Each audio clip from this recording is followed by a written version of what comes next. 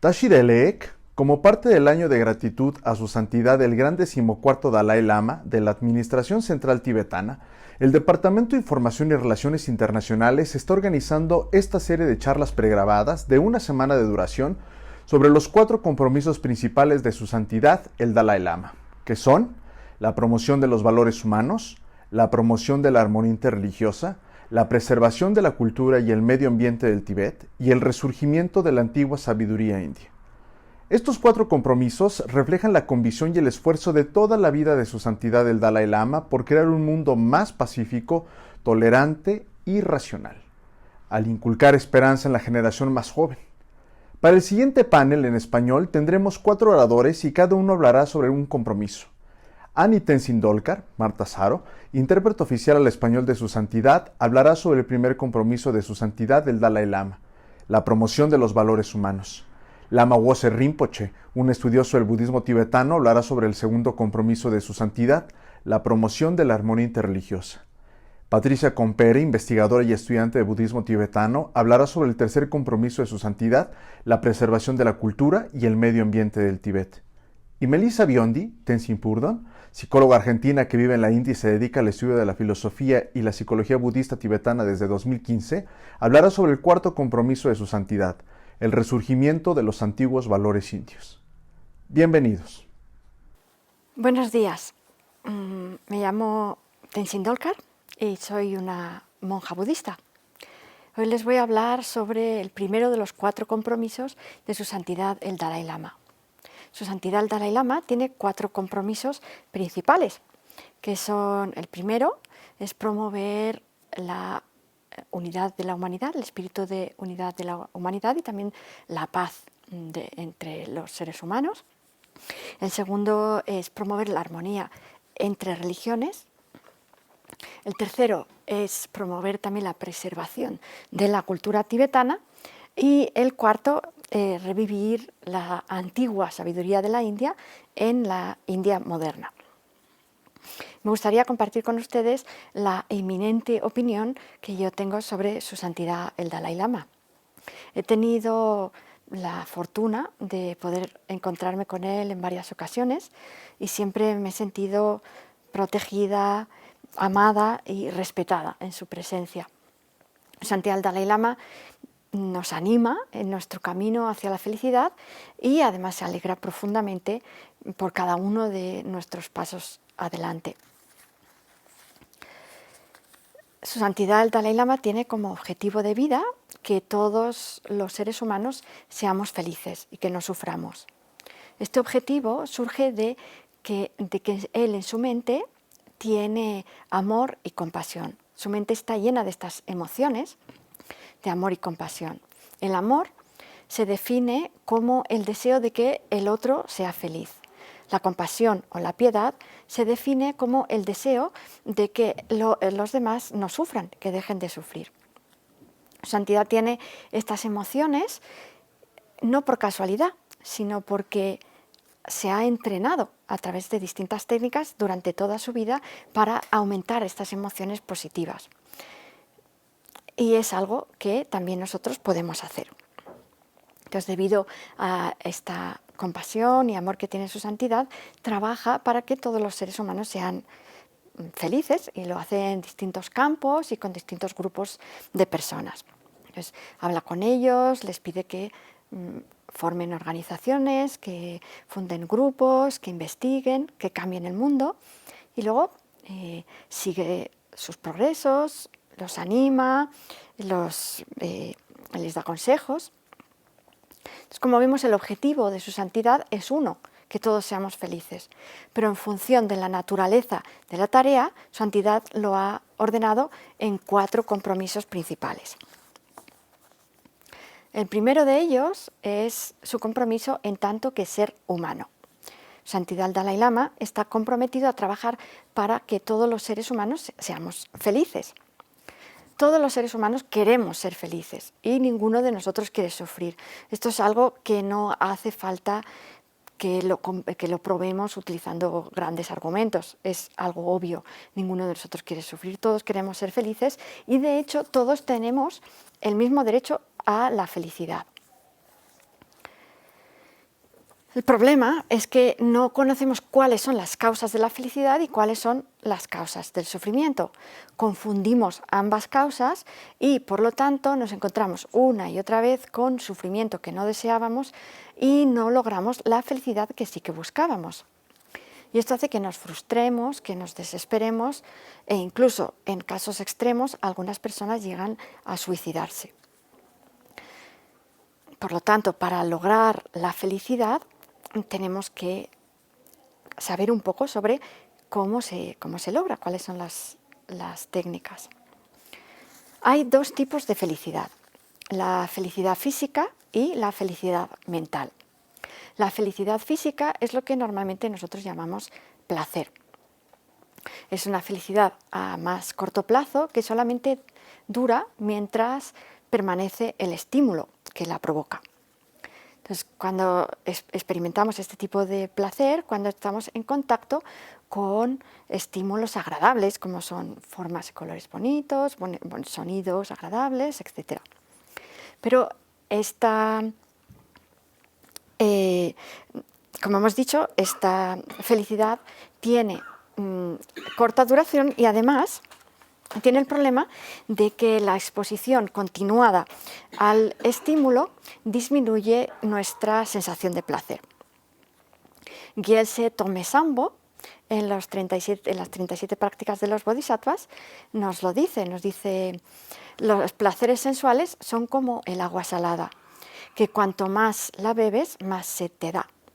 Por lo tanto, prescindir de todo lo que engendre apego es la práctica de los bodhisattvas. Esto concuerda también con la ciencia moderna. La ciencia moderna nos habla de que el placer está regido por la hormona de la dopamina, mientras que la felicidad está regida por la hormona de la serotonina. La hormona de la dopamina lo que hace es que estimula a la siguiente neurona y las neuronas, cuando son sobreestimuladas, mueren. Por lo tanto, para protegerse, las neuronas disminuyen el número de receptores que tienen para la dopamina. Entonces hace falta una cantidad mayor para provocar la misma sensación. Mientras que la serotonina no estimula a las neuronas, sino que las inhibe, tiene una función calmante. Luego está la felicidad mental. La felicidad mental es una felicidad a mayor plazo, más largo plazo, y no depende de los estímulos externos. Es más importante porque la felicidad mental puede ayudarnos a superar el sufrimiento físico, mientras que lo contrario no es posible. No podemos comprar felicidad en una tienda, ni podemos lograr felicidad a través de medicinas. Podemos imaginarnos, por ejemplo, el caso de una persona que tenga todas las comodidades a su alrededor, que tenga esté viendo un paisaje maravilloso, escuchando una música preciosa, tenga todo huela maravillosamente, tenga una comida deliciosa, ropas suaves, lo que queramos. Podemos imaginar una vida muy cómoda, pero si esa persona tiene su mente llena de emociones negativas, que tiene odio, celos, envidia, etc., pues podemos ver que esta persona no es feliz. Mientras que en el caso contrario, podemos imaginar, por ejemplo, a un santo que esté meditando en una cueva. A lo mejor en la cueva no hay ninguna comodidad, pero esta persona, esperemos este santo está meditando en la felicidad, en el amor, y tiene la mente llena de gratitud, de luz, pues este santo será feliz.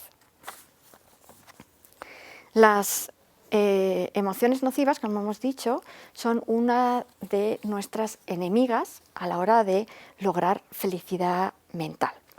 Las emociones nocivas son aquellas emociones que cuando aparecen en nuestra mente nos disgustan, nos hacen sentir infelices, y las emociones positivas son al revés, las que cuando aparecen en nuestra mente nos alegran, nos hacen brillar nuestra mente.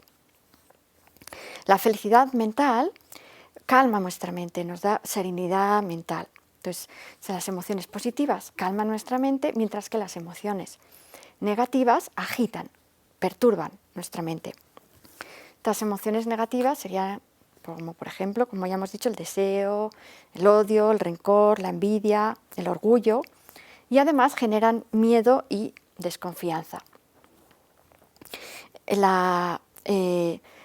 Hay estudios que hablan sobre una estructura cerebral que se llama la amígdala, y la amígdala rige la reacción de escape o combate. Entonces, se ha visto que las meditaciones sobre la compasión, que hacen que tengamos mayor piedad y mayores emociones positivas en nuestra mente, disminuyen el tamaño de la amígdala, mientras que las emociones negativas aumentan el tamaño de la amígdala. Entonces, se pueden disminuir las emociones negativas y se pueden aumentar las emociones positivas a través de entrenamiento, de hacer técnicas de entrenamiento mental. Pero en primer lugar, debemos conocer cuáles son estas emociones nocivas y tenemos que aprender a identificarlas en cuanto aparecen en nuestra mente. Pero no solamente son las emociones negativas las que destruyen nuestra paz mental, también las acciones negativas nos roban la felicidad. Hay tres tipos de acciones. Serían las acciones físicas, las acciones verbales y las acciones mentales. Las acciones físicas son las más graves. Obviamente, físicamente cometes una acción es más grave, pero las acciones mentales son las, digamos, más importantes. ¿Por qué? Porque son las acciones mentales las que van a motivar nuestras acciones físicas o verbales. Por ejemplo, si estamos todo el rato pensando mal de nuestro vecino, pues es más que probable que un día nos lo encontremos por la escalera y le digamos algo a lo mejor desagradable, ¿no? Entonces, estas acciones mentales serían las conciencias, que se dividen en las conciencias sensoriales y las conciencias mentales. Entre las conciencias mentales encontramos los pensamientos y las emociones. Si nosotros tenemos nuestra mente llena de emociones y de pensamientos negativos, odio, enfado, etc., este tipo de pensamientos van a motivar acciones negativas, malas acciones. Y las malas acciones, a su vez, nos van a crear, por un lado, problemas, porque si insultamos al vecino, probablemente el vecino después no nos vaya a ayudar, a lo mejor va a hacer algo también negativo contra nuestra. Y luego tenemos el remordimiento, que nos arrepentimos de estas acciones, o si no, perdemos muchísima energía mental tratando de justificar estas acciones negativas. Recuerdo una vez que a su santidad el Dalai Lama le preguntaron si alguna vez había considerado entrar en guerra, en guerra contra China, en Tíbet. Y recuerdo que él dijo, una guerra, mi mente podría justificarlo, pero mi corazón nunca lo aceptaría. Y entonces la guerra pasaría a estar dentro de mí. Y esto es un poco lo que nos ocurre cuando actuamos mal. En cambio, si tenemos nuestra mente llena de emociones positivas, estas emociones positivas van a motivar acciones altruistas. Vamos a actuar bien. Y como resultado, nos vamos a sentir orgullosos de nosotros mismos, nos vamos a sentir contentos con nosotros mismos. Y a la hora de la muerte, por ejemplo, vamos a sentirnos satisfechos de nuestra vida. Vamos a mirar atrás y vamos a sentir satisfacción y no vamos a sentir arrepentimiento, con lo cual nos vamos a ir tranquilos. Y es por eso que es tan importante cuidar nuestras emociones, vigilar nuestra mente. No importa en qué punto nos encontremos de nuestro camino hacia la felicidad. Todos nosotros podemos lograr la felicidad si nos esforzamos por entrenarnos en estas prácticas y técnicas que se han ido elaborando. Shantideva lo decía en su modo de vida de los bodhisattvas, decía, no hay nada que no se vuelva más fácil a través de la práctica.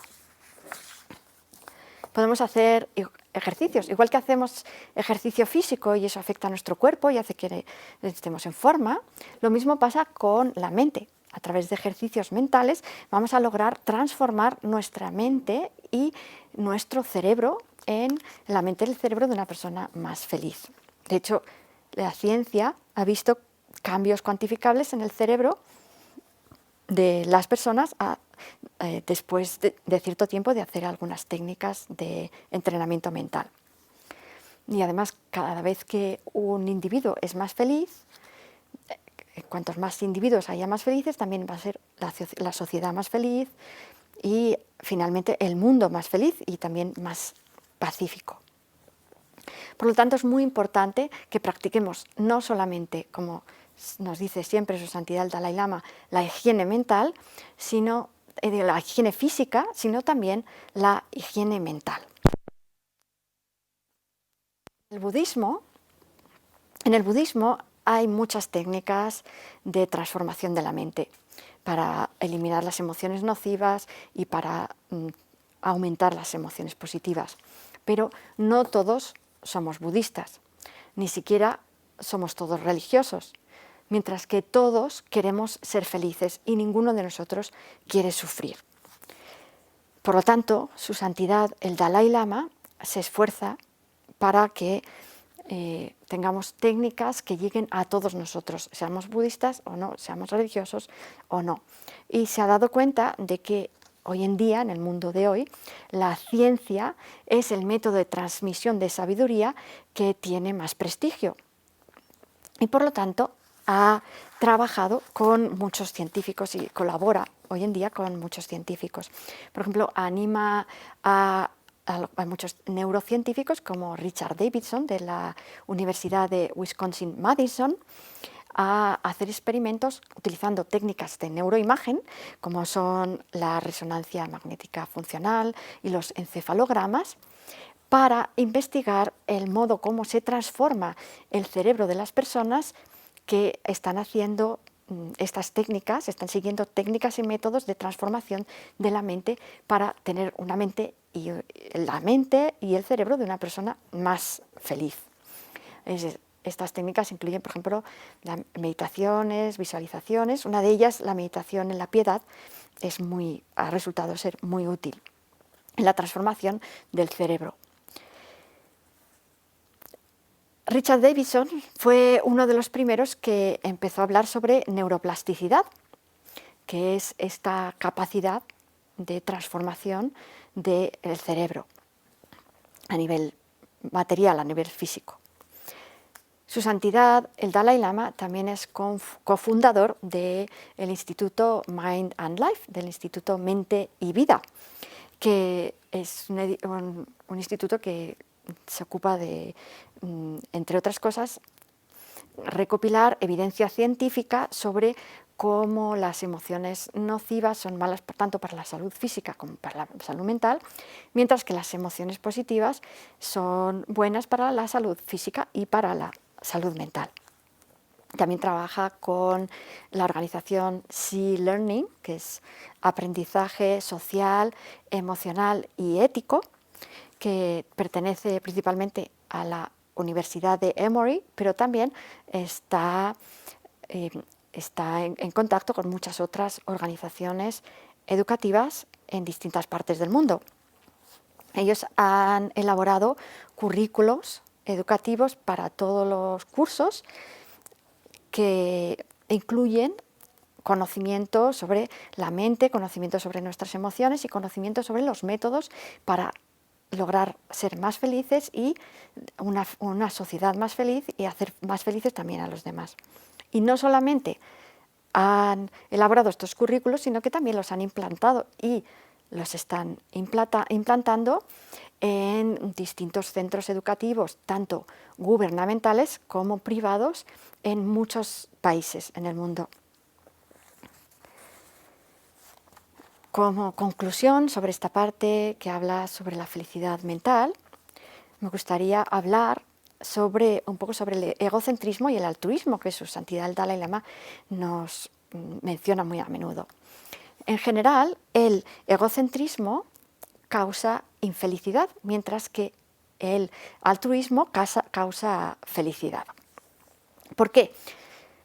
Pues porque cuando somos altruistas, nuestro foco de atención se amplía. Y esto hace que nuestros problemas, en perspectiva, parezcan mucho más pequeños. Mientras que el egocentrismo estrecha nuestra mira. Y entonces, tanto yo como mis problemas nos parecen como más grandes, ¿no? Los vemos mucho aumentados. Esto lo podemos ver en los dichos comunes que tenemos, ¿no? Que dicen, es que ha hecho una montaña de un grano de arena, o es que se ahoga en un vaso de agua, ¿no? Todos estos dichos tienen en común que hablan de la reducción del foco. Aluden a esta reducción del foco que hace que los problemas nos parezcan mucho más grandes. Por lo tanto, tomar perspectiva hace que podamos ver los problemas ajenos y por lo tanto podamos ayudar a los demás, y además nos alivia de nuestros propios problemas. Sin embargo, tendemos a pensar lo contrario, que el egoísmo es bueno para nosotros y el altruismo es bueno para los demás, pero no es bueno para nosotros.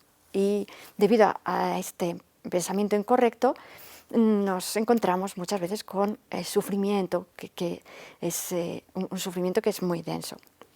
Y eso tiene relación con lo que hablamos hace un rato sobre la amígdala, sobre cómo la amígdala también, al provocar la sensación de pánico, estrecha nuestro foco de atención, mientras que las emociones nocivas reducen el tamaño de la amígdala y nuestra perspectiva se amplía. También quisiera mencionar, dentro de este compromiso de Su Santidad el Dalai Lama, su compromiso de promover el espíritu de unidad de la humanidad.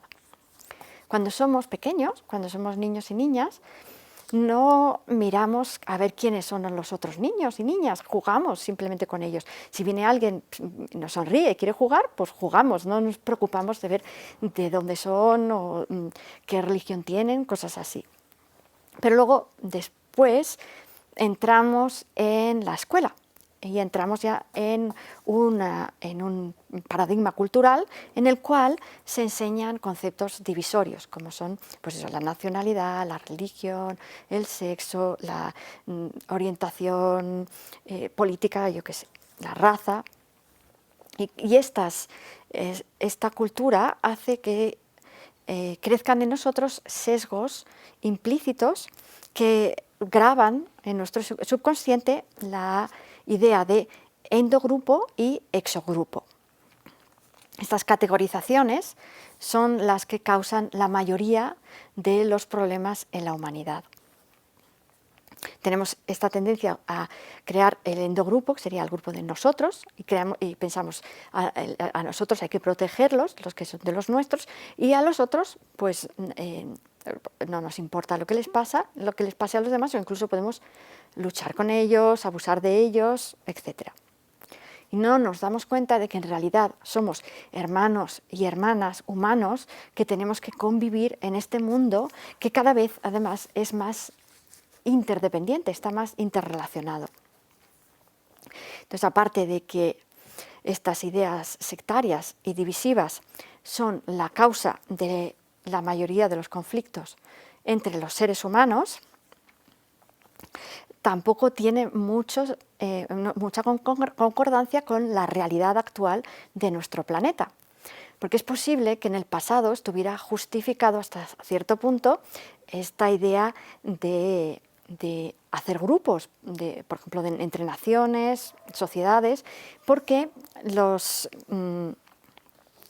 seres humanos estábamos mucho más aislados, las distintas sociedades estaban mucho más aisladas, pero la realidad actual del mundo es que cada vez estamos más interconectados. Entonces ahora ya no tiene ningún sentido mirarnos como extraños, como individuos aislados. Esto porque tenemos muchos desafíos además que enfrentar juntos, como un concepto global de humanidad. Por ejemplo, la economía es global. Hoy en día la economía no conoce fronteras. El medio ambiente, nuestros problemas medioambientales, tenemos el problema del calentamiento global del planeta. Esto es algo que tenemos que enfrentar todos juntos, es un problema que nos atañe a todos por igual. Y luego tenemos los problemas de salud. Ahora, por ejemplo, la pandemia del coronavirus nos está demostrando que no tiene mucho sentido preocuparse solamente por la salud de tu grupo social o de tu nación, porque las enfermedades viajan tan rápido como se mueve la población entre unos lugares y otros, que cada vez pues, estamos más interconectados y cada vez nos movemos más. Por lo tanto, Su Santidad el Dalai Lama tiene este compromiso de promover el espíritu de unidad de la humanidad. Como hemos dicho, los compromisos de Su Santidad tienen como objetivo conseguir que todos los seres humanos seamos felices. Y para ello diversificas distintos trabajos y distintas enseñanzas y esfuerzos para lograr que sus ventajas, digamos, su conocimiento nos alcance a todos.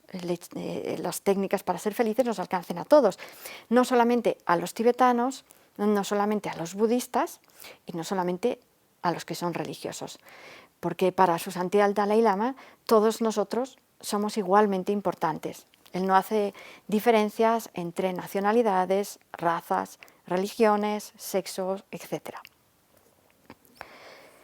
Además, el persistente trabajo de Su Santidad el Dalai Lama ha tenido y tiene repercusiones formidables, gracias también a las miles de personas en distintas partes del mundo que lo están ayudando. Nos podíamos preguntar entonces, ¿y cómo podemos ayudarlo? ¿Cómo podemos nosotros también participar? Recuerdo hace poco hubo unas enseñanzas para Ucrania y alguien preguntó exactamente esto, ¿cómo podemos ayudarlo, Su Santidad? Y él les dijo, bueno, pues me pueden ayudar creando una comunidad feliz, ayudando a las personas que tengan problemas a su alrededor, aportando paz mental a las personas a su alrededor. Y luego también ayudándome en mi trabajo con estos compromisos. Yo tengo estos compromisos que son promover la compasión, la unidad de la humanidad, la armonía interreligiosa y la preservación de la cultura tibetana. Entonces pueden ustedes reflexionar en estos compromisos y compartirlos con otras personas. Y también yo creo que realmente deberíamos ayudarlo, porque me parece que Su Santidad el Dalai Lama tiene un objetivo que es común para todos nosotros, que es nuestra felicidad, y que además tiene muy clara la idea de cómo conseguirlo. Creo que tiene una visión muy clara de cómo se puede lograr tal objetivo. Pero si por lo que sea pensamos que no podemos ayudarlo, entonces creo que al menos me parece que es algo de agradecer, que Su Santidad el Dalai Lama esté haciendo todo este trabajo para nosotros, porque en realidad si lo pensamos bien, ¿cuántas personas hay en el mundo que se preocupen y que estén implicadas para conseguir nuestra felicidad? Muchas gracias. Hola, mi nombre es Tenzin Gesel Ita y hoy voy a hablar sobre uno de los 3 compromisos de Su Santidad el Dalai Lama, que es la armonía de la religión, la armonía religiosa en todo el mundo. Entonces yo quiero empezar para tocar primero la base, es de que hay una regla de oro en todas las religiones, una base. ¿Y esa base cuál es? Es de la que habla Su Santidad el Dalai Lama, el corazón cálido, el amor, la compasión, la amabilidad. Eso es la causa directa de la felicidad real. Y todas las religiones hablan de eso. Por lo tanto, es la regla de oro entre todas las religiones. Todas tienen algo en común, que somos los humanos, porque la religión realmente fue creada para darle un sentido a la vida, un propósito a la vida. Ese es el principio de la religión. Entonces, el hecho de que hay a veces desarmonía entre religiones no tiene ningún sentido, porque la religión realmente promociona la armonía, promociona la felicidad interior. todas las religiones en un principio han empezado de esa manera. Todas. Y todas dicen lo mismo, que la felicidad real no viene como resultado por ser egoísta, sino la felicidad real viene cuando uno piensa en los demás, cuando uno tiene un corazón cálido, cuando tiene amabilidad y consideración hacia la gente, una compasión, ¿vale? Hay diferentes niveles, pero todas las religiones hablan de lo mismo, ¿vale?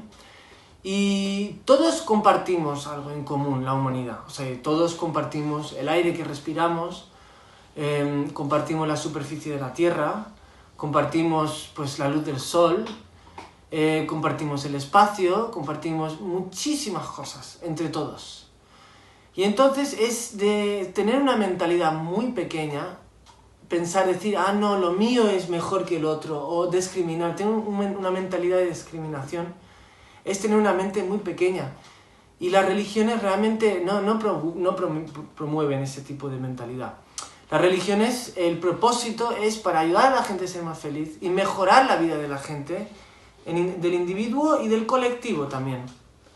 Entonces, cualquier religión que se llame religión y use violencia, no es religión automáticamente, no tiene el derecho de llamarse religión. Porque el nombre religión es sagrado en realidad. Y ya sabemos que en la historia de la humanidad, pues los humanos hemos utilizado el nombre de religión para conseguir cosas que nosotros queremos. Pues, por ejemplo, tener guerras en nombre del Dios o en nombre de la religión o para tal o para no sé qué, no tiene ningún sentido. Y cualquier religión que tenga algún tipo de violencia o agresión o discriminación no es una religión realmente. ¿Entiendes? Porque la base de la religión es incondicional, es un amor incondicional. Y todos tenemos eso dentro de nosotros, todos tenemos eso por naturaleza, ¿vale?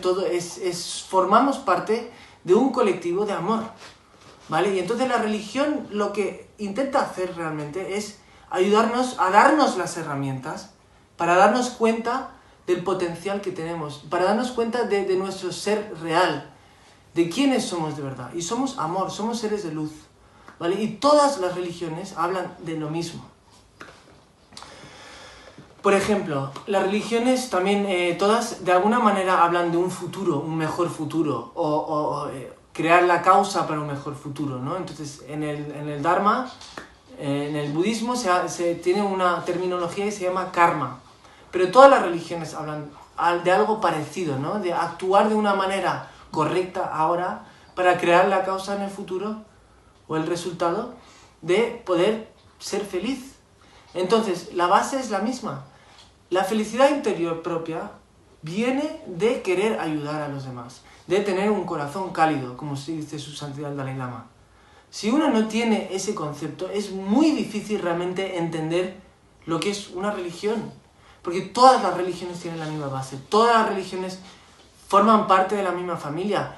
Son diferentes métodos para llegar al mismo sitio, que es una felicidad interior donde uno puede realmente ofrecer lo mejor de uno mismo a todos los que le rodean, en cada situación, adaptarnos positivamente en cualquier situación y de esa manera ser felices y también dar el ejemplo para que la gente también pueda ser más feliz.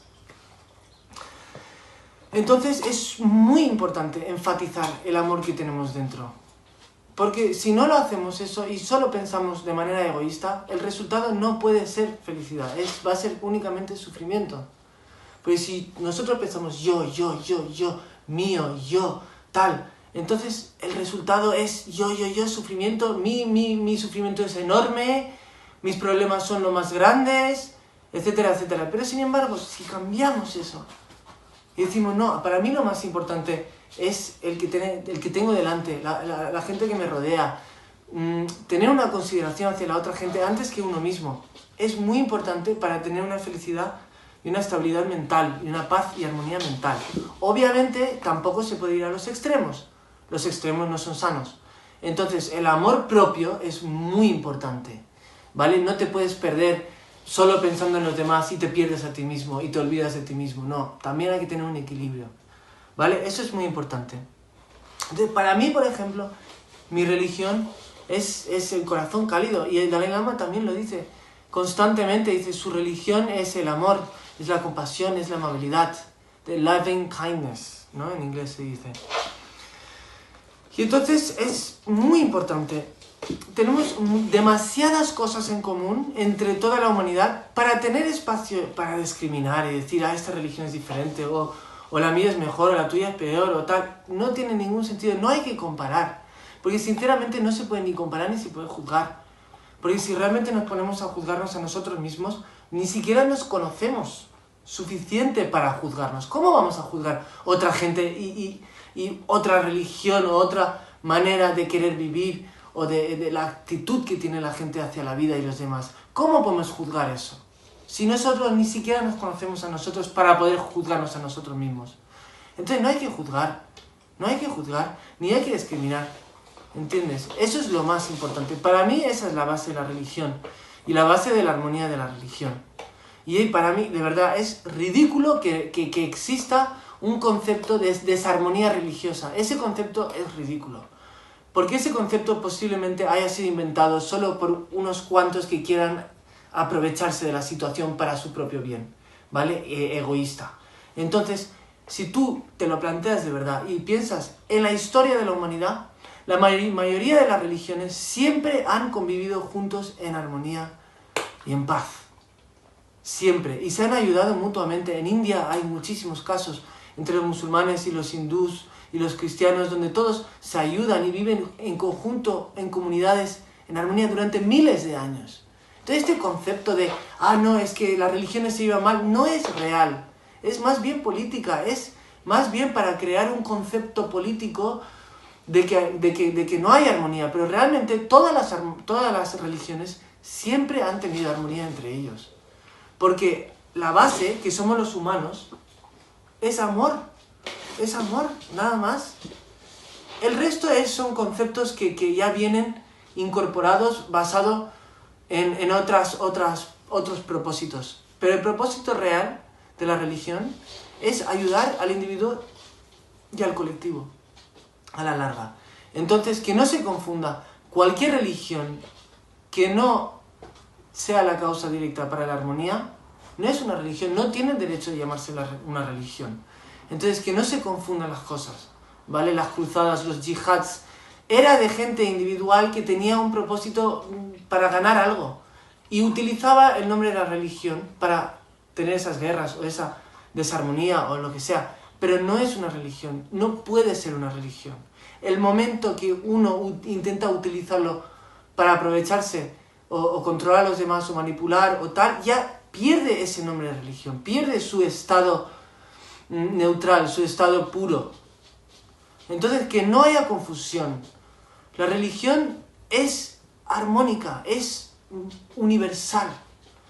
Y no hay...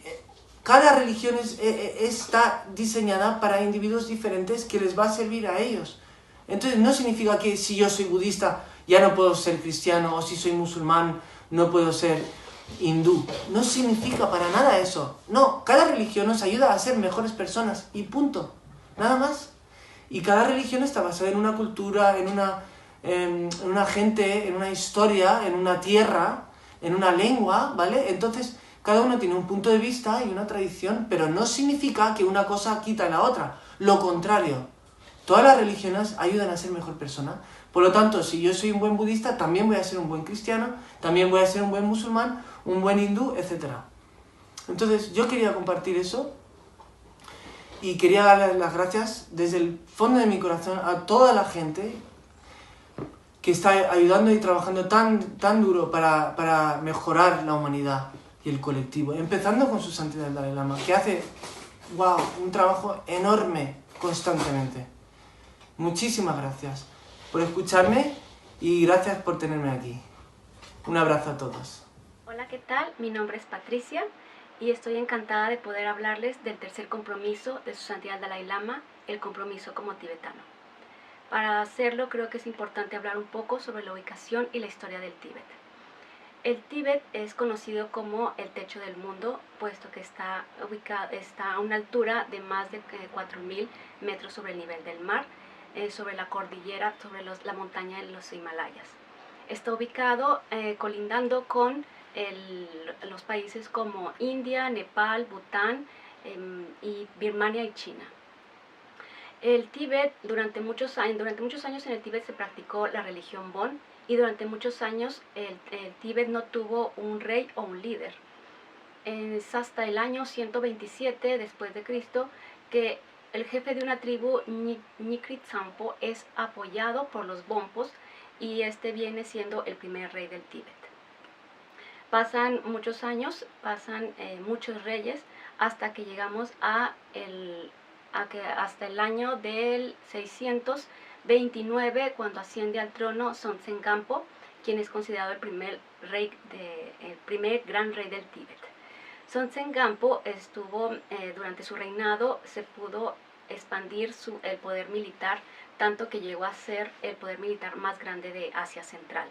Llegó a invadir China y finalmente se casa con una princesa china y también una princesa india.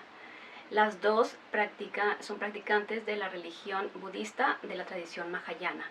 Es así como el rey Sonten Gampo llega a conocer las dos civilizaciones, las dos culturas y bueno, el budismo de la tradición mahayana. También durante su reinado le pide a Tomi Sambota que invente la escritura tibetana. Años después pasan más reyes, y años después, casi un siglo después, asciende al trono Trison Detsen. Trison Detsen durante su reinado, estuvo ahí Shantarakshita, un maestro indio que quería que se florecieran las enseñanzas budistas en el Tíbet, pero no lo logró. Entonces Shantarakshita le pide al rey Trison Detsen que invite mejor a Guru Padmasambhava. Así lo hace, y Guru Padmasambhava llega al Tíbet y con su poder elimina los espíritus y las fuerzas que obstaculizaban el Dharma.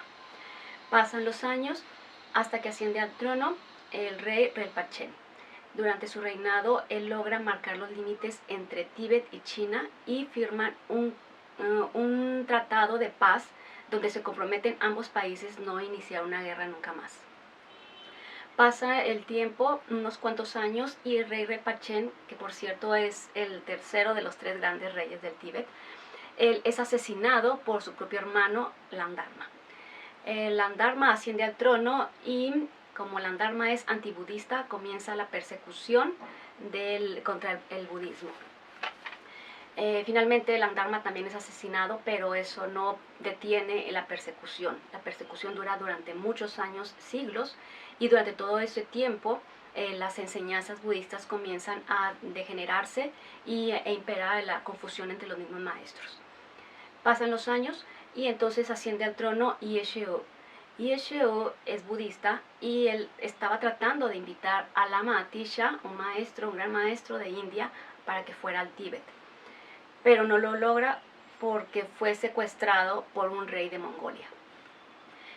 Su sobrino, Yangchup-o, trata de rescatarlo, pero el mismo rey Yesheo le pide que en vez de usar el oro del rescate, mejor lo utilice para mandar invitar a Lama Atisha al Tíbet. Muy a su pesar, Yangchup-o le hace caso a su tío y manda por fin invitar a Lama Atisha para que llegue al Tíbet en el año 1042, donde Lama Atisha él clarifica todas las dudas, todo lo que había sobre las dudas que había sobre el budismo, y bueno, lo transforma, y nuevamente vuelven a prosperar las enseñanzas budistas en el Tíbet. Escribe también Una lámpara en el camino en el Tíbet, que viene siendo la primer gran obra budista escrita en el Tíbet. Pasan los años y pasan muchos reyes también, pero todo ese tiempo también el imperio mongol adquiere mucha fuerza y termina de alguna forma controlando o gobernando el Tíbet. Ya para el año 1391 nace un niño extraordinario llamado Pema Dorje. Pema Dorje, cuando nació, su familia fue atacada por unos bandidos y salen huyendo todos y dejan al bebé sobre unos arbustos.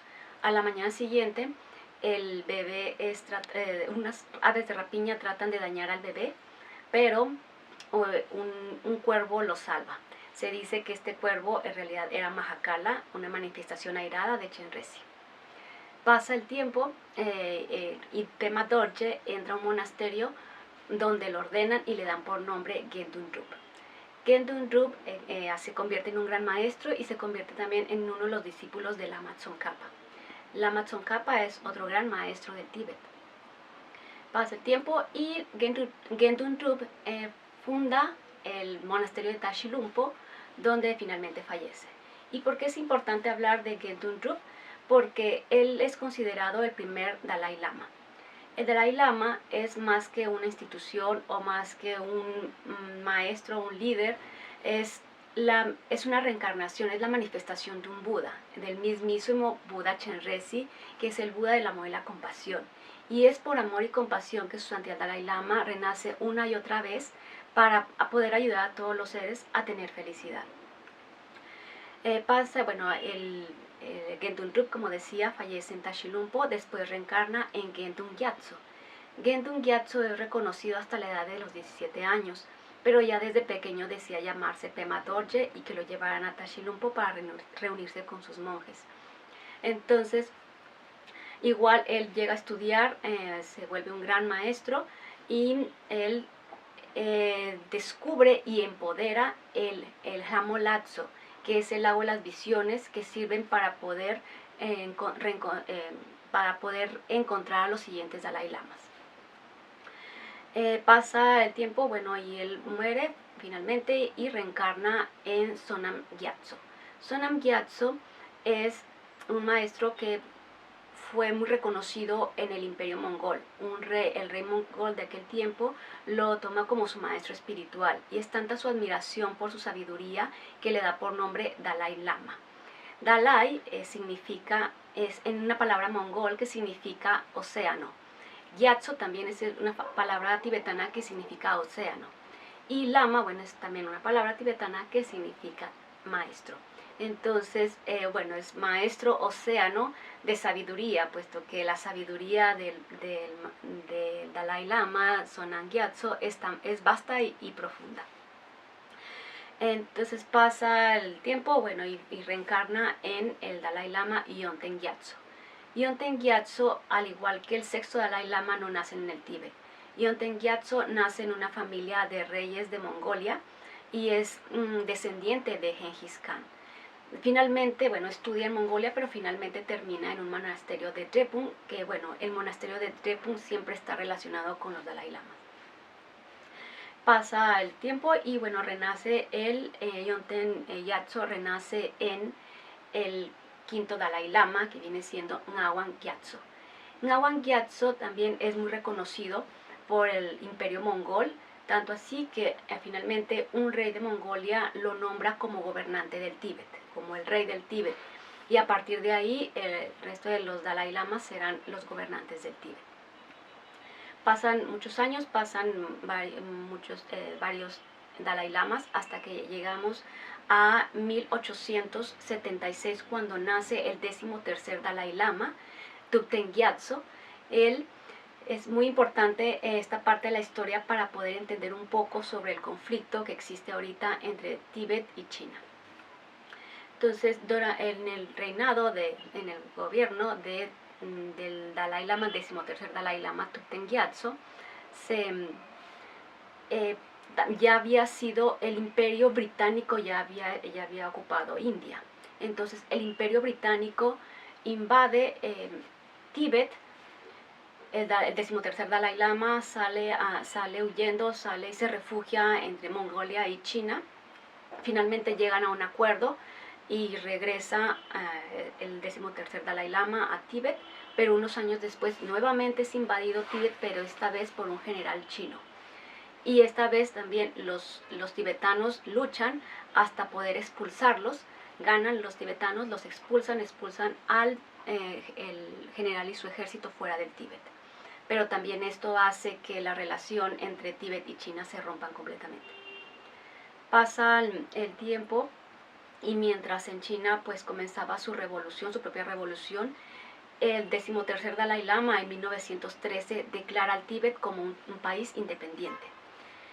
pasa el tiempo y bueno, el 13º Dalai Lama también se da cuenta, intuye, lo sabe que el Tíbet está en peligro en un futuro próximo. Entonces él se deja morir en el año 1033 a la edad de 57 años. Esto lo hace para poder darle oportunidad a su siguiente reencarnación de crecer y estar suficientemente grande como para poder afrontar lo que viene. Así es que en el año de 1933 muere y en el año de 1935 nace el actual Dalai Lama, su santidad, el Dalai Lama Tenzin Gyatso. Su santidad el Dalai Lama Tenzin Gyatso, bueno, crece y bueno, tratan de prepararlo lo más pronto posible porque en el año 1949-1950 finalmente China invade el Tíbet. Para ese tiempo su santidad Dalai Lama tenía 15 años. Él, bueno, trata de llegar a un acuerdo, finalmente viaja a Beijing para poder entrevistarse con Mao Zedong, pero en ese momento lo obligan a firmar el acuerdo de 17 puntos, donde dice que el Tíbet ahora pasa a ser la región autónoma del Tíbet, que de autónoma no va a tener nada. Las relaciones no mejoran, al contrario, se van empeorando.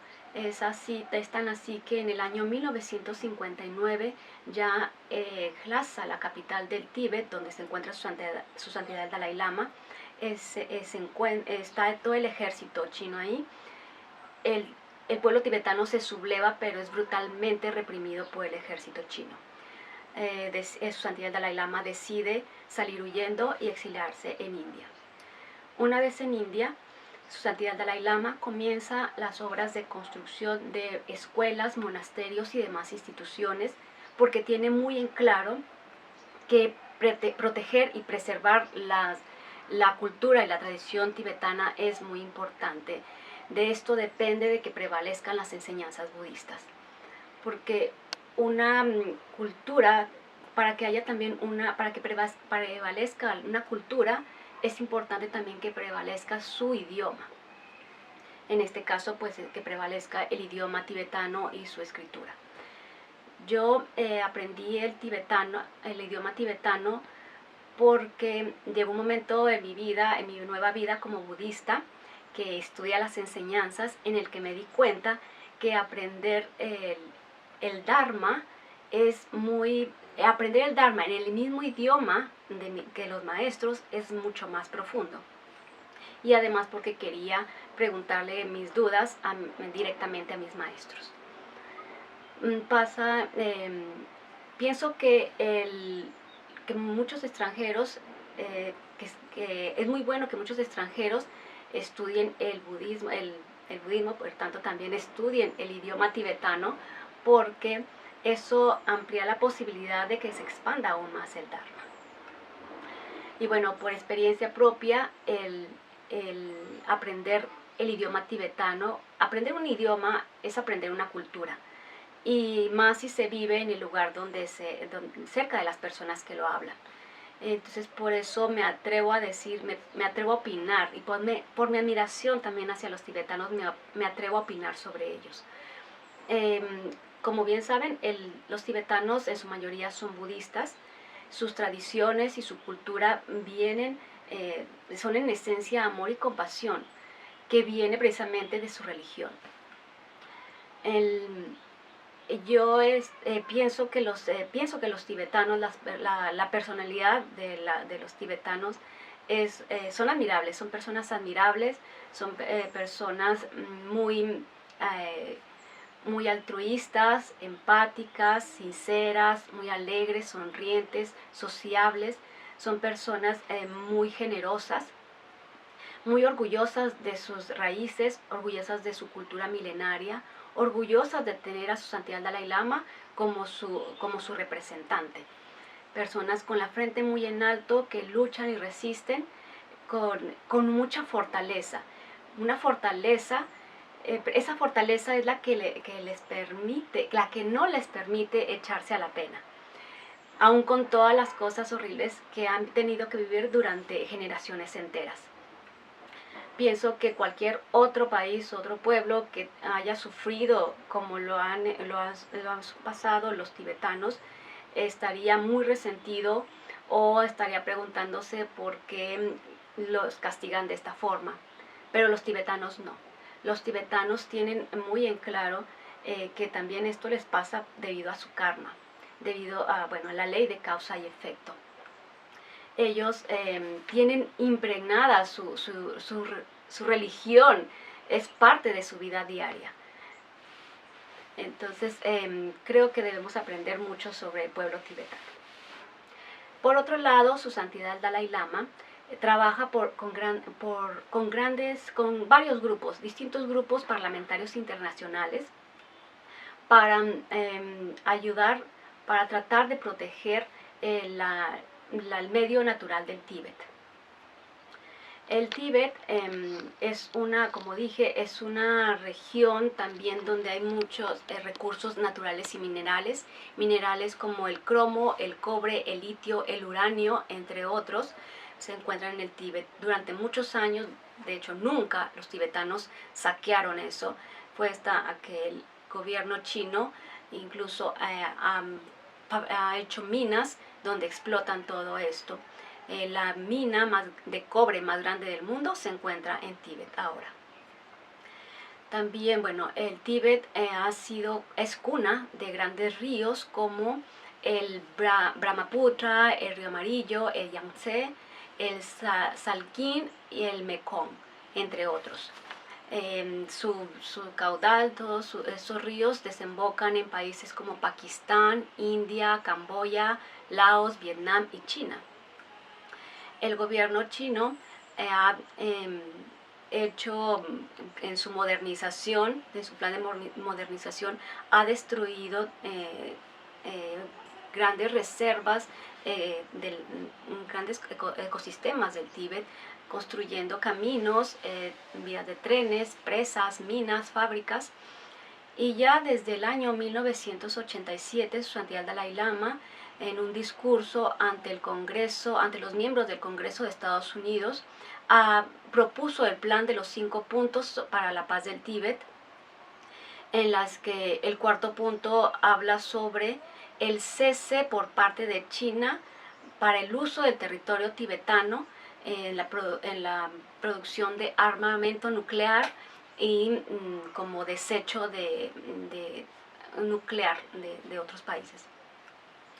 Esto, el gobierno chino, sin hablar de política, el gobierno chino, ha destruido mucho, en mucha ecología, mucha parte de la naturaleza del Tíbet. Incluso en este mismo año, en el 2020, en agosto del 2020, acaba de terminar un sitio de misiles tierra-aire en el monte Kailash, un lugar muy sagrado. En este lugar es muy venerado no solo por budistas, sino también por hinduistas, jainistas y los Bon. Entonces, este lugar también es cuna de otros ríos como el Indo, el Brahmaputra, que ya había mencionado, el Saljek y el Karnali. El Karnali incluso es el que ayuda es un afluente del río Ganges. Entonces, se ha destruido mucho ecosistema. Por supuesto, Su Santidad Dalai Lama defiende la causa del Tíbet, no solo por el hecho de haber nacido en el Tíbet, sino porque es una causa para todo el mundo. El proteger una cultura es proteger la naturaleza. El proteger la cultura del Tíbet es proteger el ecosistema del Tíbet, pero también es preservar las enseñanzas budistas que deberían de ser, a mi parecer, un legado para la humanidad. Su Santidad Dalai Lama tiene muy en claro, sabe perfectamente sobre la interdependencia. Sabe que proteger al Tíbet, la cultura tibetana, es proteger la vida, el altruismo, es proteger la paz, es tener paz no solo en el Tíbet, sino en todo el mundo. Muchas gracias. Hola a todas y todos, ¿cómo están? Mi nombre es Melissa Biondi, soy argentina, de profesión psicóloga, y hace 5 años que vivo en India dedicándome al estudio de la psicología y la filosofía budista. En esta oportunidad me encuentro con ustedes para compartirles un poco sobre el cuarto compromiso de Su Santidad el Dalai Lama, que es el de revivir las antiguas tradiciones indias para el beneficio de toda la humanidad, y también para compartirles por qué pienso yo que este compromiso es de gran relevancia para nosotros y nosotras. En este cuarto compromiso, Su Santidad nos habla acerca de lo convencido que está en el hecho de que las tradiciones antiguas indias pueden ser de gran aporte para la educación moderna. Si el aporte de las antiguas tradiciones indias, específicamente con respecto al funcionamiento de las emociones y las técnicas de adiestramiento mental, como son Shamatha y Vipassana, Shamatha siendo la meditación unipuntual y Vipassana la meditación analítica, si estos pudieran aunarse con la currícula académica que ya existe en los sistemas educativos de manera secular, no religiosa, podrían contribuir al desarrollo de un ser humano que tenga una forma de ser más integral y éticamente enraizada. Las antiguas tradiciones indias, y específicamente el budismo, tienen una gran contribución que hacer con respecto a la naturaleza de la mente, a las funciones de la mente, a la distinción entre las conciencias sensoriales y la conciencia mental y los diferentes niveles de sutileza mental, y cómo acceder a los niveles más sutiles de la conciencia. Con toda esta contribución podrían estar colaborando con el desarrollo de un ser humano más íntegro, como dije anteriormente, y sobre todo podrían contribuir al desarrollo de la paz mental que todos y todas tanto anhelamos. Su Santidad también nos habla en este compromiso acerca de la deuda que tiene el Tíbet con India, puesto que en el siglo VIII llegó a Tíbet el budismo de la mano de Shantarakshita, y este pandita indio esparció el budismo en Tíbet para que luego los tibetanos viajaran a la India, específicamente a las universidades de Nalanda y otras, en las que se involucraron en el estudio, y a partir de allí la forma de aprendizaje se convirtió en un estudio rigurosamente lógico. Y Su Santidad el Dalai Lama atribuye su capacidad de poder involucrarse en diálogos válidos con los científicos modernos a este razonamiento lógico. Específicamente podemos ver cómo Su Santidad ha estado dialogando en las últimas 3 décadas con los científicos del Mind and Life Institute y cuánto beneficio mutuo esto ha traído. También bromea Su Santidad acerca del hecho de que en un principio los tibetanos eran los discípulos de los indios y ahora parece que los roles se han invertido y ellos son los discípulos los maestros, y los indios son sus discípulos. 2 de las mayores herencias que tiene este legado indio es la de Karuna, la compasión, y Ahimsa, la no violencia. Su Santidad el Dalai Lama menciona muy a menudo en sus discursos a Mahatma Gandhi, quien dice que a partir de la práctica de la no violencia, de Ahimsa, ha hecho de esta práctica un ejemplo para toda la humanidad. En la educación moderna, si bien encontramos un gran desarrollo y logro a nivel material, encontramos que hay una gran carencia en cómo los seres humanos, en instrumentos para que los seres humanos puedan desarrollarse internamente. Por eso es que los aportes de Karuna, la compasión, y Ahimsa, la no violencia, así como los métodos para adiestrar la mente, como Shamatha, la meditación unipuntual, y Vipassana, que es la meditación analítica para poder comprender la forma en que existe la realidad, podrían hacer una gran contribución a la educación moderna. ¿Por qué se dice que estas tradiciones antiguas indias podrían contribuir a la educación moderna? Precisamente porque en nuestros sistemas educativos no tenemos ningún tipo de énfasis en el desarrollo, el cultivo de la paz interior. Y eso es lo que la humanidad más necesita hoy en día. Desde mi punto de vista, a partir de la observación de las problemáticas a las que nos enfrentamos como humanidad, como son la desigualdad social, el hambre, la violencia a todo nivel, el especismo, el racismo, la discriminación de toda índole, es que debemos asumir una responsabilidad por el cambio. Y esta responsabilidad por el cambio debe estar basada en un compromiso colectivo, para que entre todos y todas podamos lograr una humanidad pacífica como tanto lo anhelamos. Por eso considero que el compromiso de Su Santidad el Dalai Lama no solamente debe ser tomado en cuenta de manera urgente, sino que también debe ser tomado en cuenta de manera alegre, que debemos asumirlo de manera alegre, puesto que sabemos que a partir de nuestro desarrollo interno y a partir de nuestro propio bienestar interior, vamos a ser capaces de contribuir al bienestar de todos.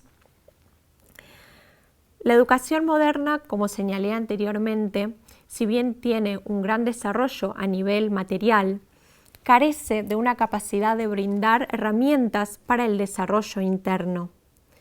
Por eso nuevamente destaco, así como lo hace Su Santidad, destaco la importancia en lo que nos propone Su Santidad, en que la educación moderna necesita equilibrio, necesita un equilibrio entre lo que son las herramientas para desarrollarnos a nivel material que son necesarias y las herramientas para desarrollarnos internamente. ¿Para qué necesitamos esto? Para que podamos desarrollar la higiene emocional. Así como cuidamos de la higiene física, siempre dice Su Santidad, necesitamos aprender cómo hacer para cuidar de la higiene de nuestras emociones. Aprender a reconocer cuáles son nuestras emociones aflictivas o destructivas, como lo son el enojo, la codicia, el orgullo, la envidia y tantas otras emociones, y saber cómo sobreponernos de a poco a ellas. La palabra ñomon, aflicción, en tibetano, de hecho significa un factor mental que perturba la mente, algo que quita la paz. Todos deseamos la paz mundial, ¿no es cierto? Todos deseamos la mejora del mundo en el que vivimos. Sin embargo, en nuestros sistemas educativos y en la sociedad en general, nuestro principal enfoque está puesto en el logro externo. Y si no contamos con vías, con herramientas, métodos para poder desarrollarnos internamente, ¿cómo vamos a hacer para alcanzar la paz interior? Y si no contamos con paz interior, ¿no es un poco absurdo anhelar con la paz mundial? Para el logro de la armonía, de la justicia y de la paz, necesitamos conectarnos con nuestra humanidad compartida. Y además de la humanidad compartida, necesitamos ir un poco más allá y conectarnos con la esencialidad compartida con todos los seres sintientes, con el mismo anhelo que tenemos por la felicidad y el anhelo de no sufrir.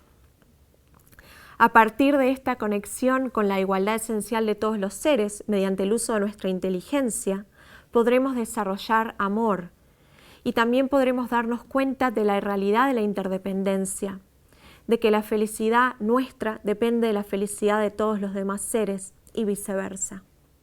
En mi caso personal quisiera compartirles que la psicología budista ha sido hasta ahora la más profunda que he conocido, aquella que me ha permitido estudiar acerca de qué es la mente, cuáles son los diferentes estados mentales, su naturaleza, sus funciones y cuáles de ellos son causa de la felicidad y causa del sufrimiento.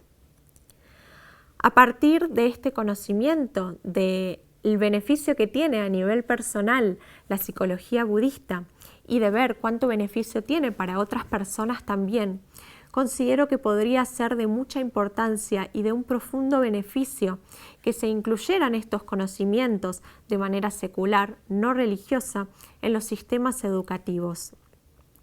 Esto podría volverse la causa de una humanidad más pacífica en este nuevo siglo.